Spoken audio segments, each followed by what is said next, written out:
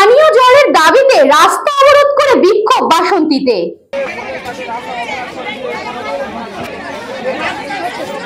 বাসন্তীতে call আছে, জল নেই, তাই রাস্তা অবরোধ করে বিক্ষোভ গ্রামবাসীদের। দক্ষিণ 24 পরগনার বাসন্তী গ্রাম পঞ্চায়েতে কালীডাঙ্গা মোড়ে রাস্তা অবরোধ করে বিক্ষোভ দেখায় গ্রামবাসীরা। গরমে নাজেহাল এলাকাবাসী বারবার প্রশাসনকে জানিয়েছেন, কিন্তু কোনো রকমের সুরাহা হয়নি। দীর্ঘদিন এলাকার একাধিক টিউবওয়েলে খারাপ অবস্থায় পড়ে আছে।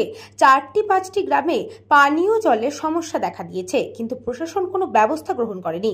গ্রামবাসীদের দাবি পানীয় জল দিতে হবে গরমে, আর তাই এদিন সকালে বাসন্তী গোদখালি রাস্তা অবরোধ করে বিক্ষোভ শুরু হয়েছে।